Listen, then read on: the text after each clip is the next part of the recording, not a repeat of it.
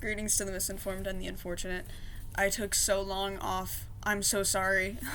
I was thinking I was gonna do all my videos like back to back, like every day until it's finished, and I was like, I can't do this, dude. I have like this thing where if something out of the ordinary happens, I can't eat.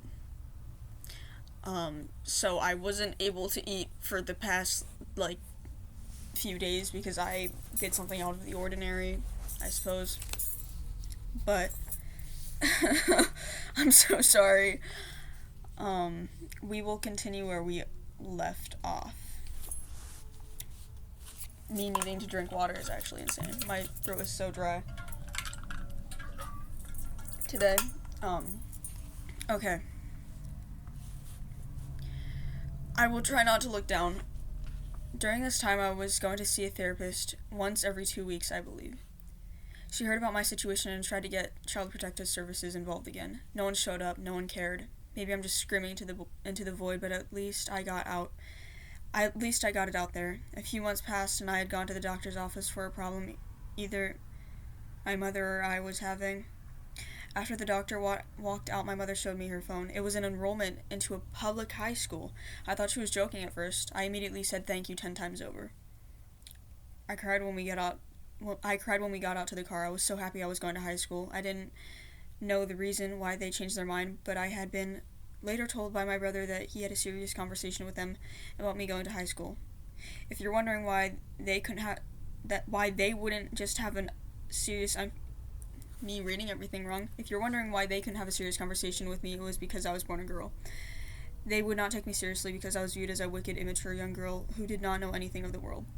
So this goes for a lot of things. So if I have something that I need to ask my parents, or if I need my parents to listen to me, I have to ask my brother, who is a cis man, to go approach them for me, because they won't listen to anything that I have to say.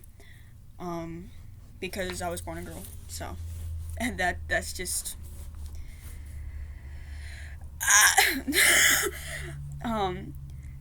because I was viewed as a wicked, immature young girl who did not know anything about the world. I always knew I was viewed this way. They still do. It is sad that they could only look at me this way. They were not happy for me. They were not excited. They did not care to have an expression. I just wanted them to notice me. I just wanted them to care. For the rest of the summer, I spent practicing how to talk to normal people. I wanted to speak normally too. I tried my best to reject the slight Dutch accent I had. I wanted no connection with my parents. I vowed to myself that I would not tell anyone of my past. This was a lie, clearly. I somehow was allowed to wear pants, but I think it was because they didn't care about what I looked like around non-Mennonites. So, basically, if you're wondering why I look like this now, I annoyed my parents so much to the point that the lighting is so bad right now, that they just couldn't take it anymore. They were like so done with arguing with me. It's so many arguments. It was just a yelling match, like why I couldn't wear pants. One time my mother cried because I wore pants. Huh? It's pants, bro. Oh my god. They care so much what I look like to other people. A whore, a slut, immoral, sloppy. I would and still wear things that fully cover my body because of the serious damage they have caused to my image. They have done to my image and the way I perceive myself. I cannot do that to myself. I'm not a whore, and even if I did wear clothes that showed my shoulders, I'm still not a whore. Every time I would leave the house in pants and my short haircut out into the small town that I would live in, I would be harassed. I would have people grab me in stores and say inappropriate things to me. I would hear people say how they were going to stalk me. Even now, I still hear the vile things that people would do to my naked body. I'm tired. I thought that once I would be out in the world as non-Mennonite, I would be treated with a little more respect, but it just got worse. I wanted to feel safe. I wanted to feel like I wasn't constantly surrounded by child molesters and rapists. I still felt unsafe. The world has betrayed me. I betrayed myself by promising things would be different. You should feel happy, but all I ever wanted was to be acknowledged as a human being. School started, and every day was exciting. New faces, new things to do. They even had art classes unlike my old school. Did I talk about that? No, I didn't. My old school completely got rid of art classes and literature classes for girls because they had home economic class, which home economic class is teaching you how to be a housewife, how to cook, and the guys got to make rockets, bro. Are you kidding? I want to make rockets. That's so depressing. So I was just back here learning how to be a housewife, and that has helped me with well, I learned how to cook. And you didn't. You learned how to make a rocket, which is way cooler, but, what can you do? I was so happy here, however, I would be so anxious to the point of exhaustion. My stomach would hurt so badly, which is what I expected because I have a very reactive body. My head would ping in pain due to my anxiety. Whenever I would feel slightly happy, I would punish myself because I did not deserve happiness. I'm a bad person. The fact that I'm still upset about my life makes me weak. I am weak. Weakness makes me a bad person. I would make friends with people but would constantly apologize to them because I'm a burden. I think I'm a burden. I was a burden to other kids at my school, so why wouldn't I be a burden to these people? I was constantly rejected at my old school, so why shouldn't they? I knew I was always that weird kid at the back of the class that everyone tried to ignore at my old school. I was the opinionated one who constantly got into trouble. I was a silent troublemaker at my old school. My presence was opinionated enough for them to punish me. I would be lying if I said that I'd never proclaimed my opinion loudly, so maybe I wasn't all that silent of a troublemaker. I remember my parents getting me in trouble whenever I would try to defend myself. I used to yell at these boys at my school that would say, "You're a girl, we're stronger than you. We could beat you up, so you better not mess with us. Boys are better than girls. The Bible says that you must submit to men. I could beat you up at any time anytime I want because I'm stronger than you. You are wrong because the Bible commands that women should have children. You're ugly anyway." I feel like some of the things that were said are what a lot of people have heard before, but instead of them not giving a reason, they would assign divine inspiration to these claims. I wasn't allowed to fight against most of these claims because they were apparently true.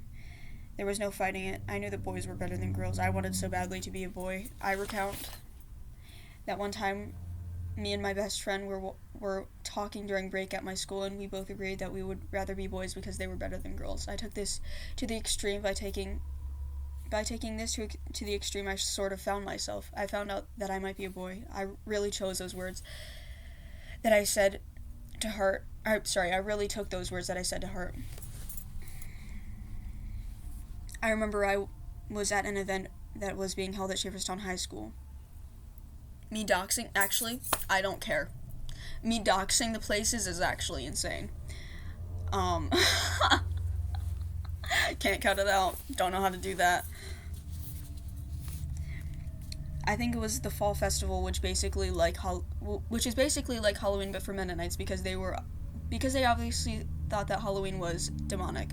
I was walking with my best friend that I had not seen for a while since she had moved to a different school in the 7th grade. I looked at her and she said that she wanted to walk further than we were normally allowed to walk. I agreed. As we were already on our way to the sidewalk, she continued to talk to me as I thoroughly listened. She said to me that she remembers the reason why her brothers got sent to a boys' camp for a year. She continued speaking to me, saying to me that she was molested by him when she was 5 years old. I saw her eyes become cold and numb, but she didn't cry, as if this happened too often for her to have a reaction. I was appalled but didn't know how to help her. Her parents apparently shoved this whole scandal under the rug.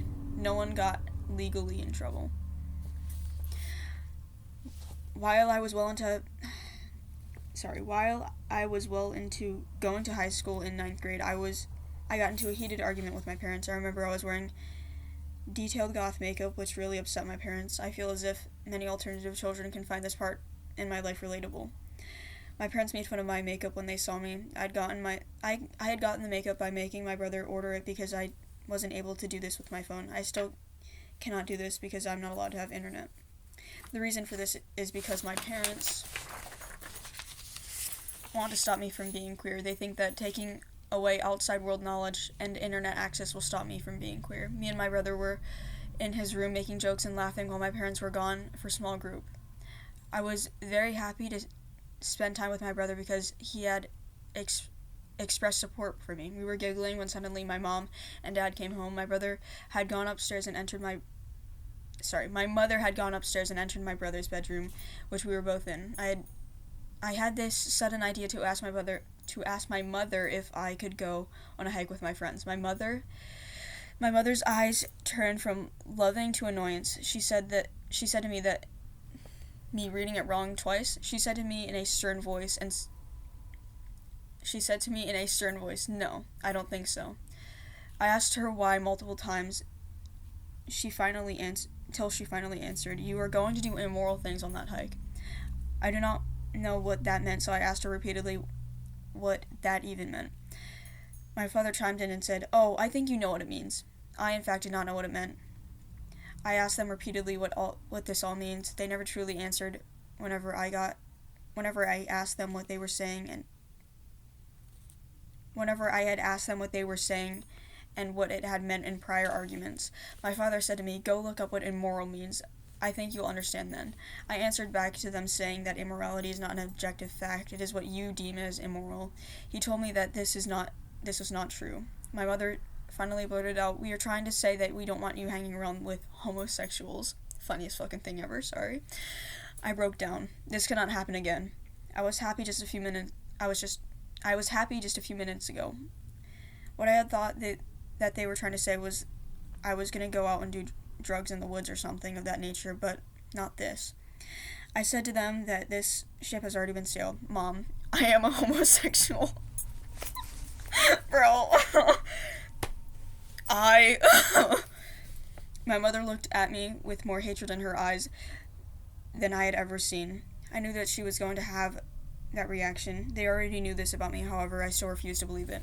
I continued to say this with a slight cackle. I thought what I had said and the way I said it was a little entertaining. However, this changed. I started to realize how serious they were. My mother said to me, "You only look like this because you are sex obsessed. You are immoral. You don't know what you're getting yourself into." Realization hit my eyes, but I knew this time was going to arrive someday. I know that this is what they thought about people all along. People like me all along. I suddenly felt the rage of all queer people who had been spoken to like this. I'm not disgusting. I am not immoral. I will never be the person you want me to be. And I know that makes you angry. Me reading it wrong. I yelled this so loudly with some roughness in my voice. My parents didn't seem surprised that I had snapped like this. I just want to be able to exist in your world. Why don't you love me the way that you used to? Do you act this way around me since I don't look the way you want? I used to be exactly the way you wanted me to be. I wanted to kill myself because I did not like the person I saw in the mirror. I stuck with that, though, because it made you happy. My father said to me that this was a lie. I was never and am never happy. I wasn't happy at this point because we were fighting. You never saw me happy around you because I am never happy around you, Father. I'm tired of your rejection.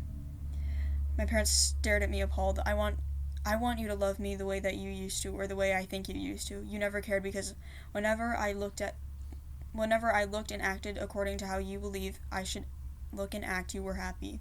I wasn't happy. I'm expressing that now. Would you not care if I wanted to kill myself? My father replied, "As long as you die in truth." My motivation dropped from my face. My body began to slump in the same way it had been when I was most hopeless. You cannot say that to people. Me saying that in the straightest tone ever. You cannot say that to people. That was a very hurtful thing to say to me, Father. I hope you understand. I hope you understand. My voice pitched up slightly higher, and I started to talk a little faster. I'm so tired of you treating me and other people like this. I said this while my voice began to drain, but still had some confidence. My parents again were shocked by my outrage. I noticed and said, "You are upset because I'm yelling at you?"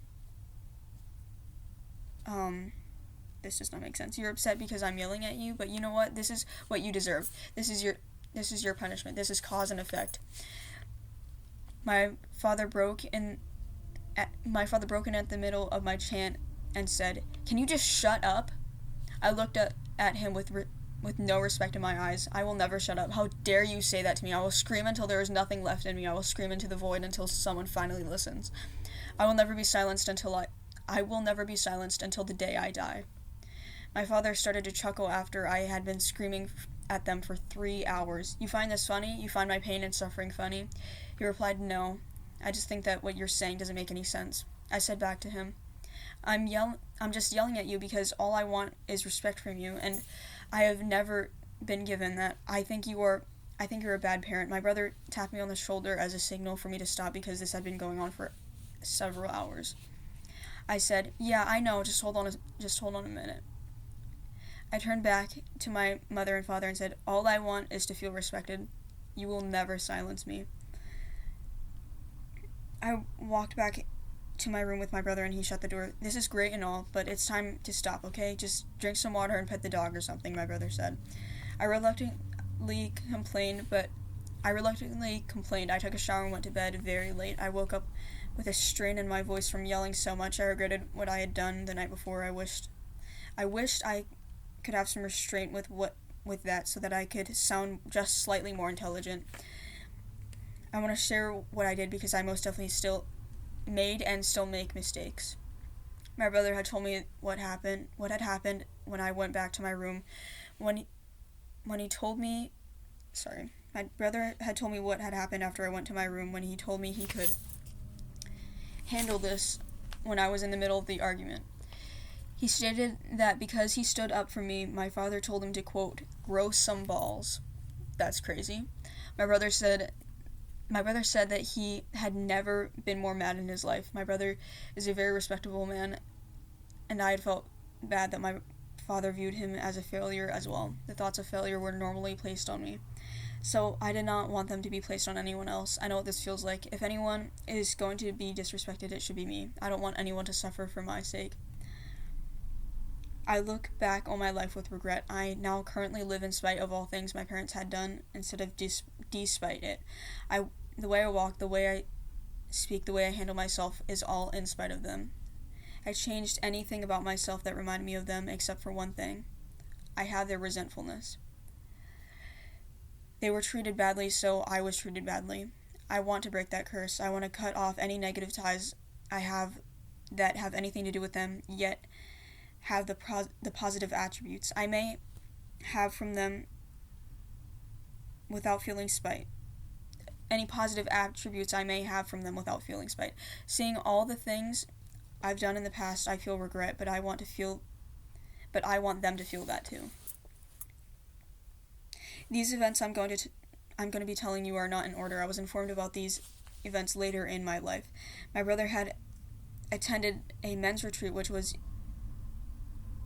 an event where men congregate together and praise God for a few nights. As my brother was there, he stated he started to realize that this may not have been the best choice to attend.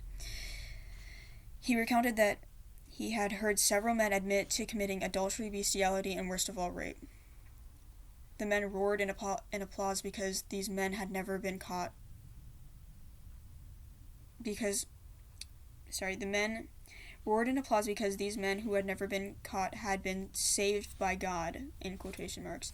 Many men went over to congratulate them and pat them on the back. My brother stood there appalled, yet he didn't really seem too worried. After all, this was a very common thing to occur. This is pure evil. I want this to stop happening. I want all the people who were and still are victimized to have a voice. I will be their voice. I will scream this message until the day I die. I hope you all understand that. I will continue writing articles because I believe this is my purpose. To Canaan's land, I'm on my way, where the soul of man never dies. My darkest night will turn to day, where the soul of man never dies. No sad farewells, no tear-dimmed eyes, where all is love and the soul never dies. To Canaan's land. That's it. I didn't know that I was going to finish it. I thought it was going to be way longer. That was only 3 episodes. Jesus. and it was only 20 minutes. I thought it was going to be far longer than that. I'm so sorry. I will show you what I was doing today. I know this is like me talking about something really serious, and then I'm just showing you what I was doing. I made like a little vial of perfume. It is lavender, vanilla, clove, and cinnamon scented, and it's beautiful. It smells amazing. It smells so good. Yeah. I hope that I suppose I hope that this provoked thoughts. I hope that you really think about it. I think next time I might be debunking the Hutterite community. I do not know too much about it, and there's actually not much about them out there, but I met people who were Hutterite, and those are the saddest people I've ever met in my life. And I hope that I can write articles about it. Jesus, the lighting is so bad. I'm so sorry. It all of a sudden got really bright. Yeah. I hope this provoked thoughts, and bye.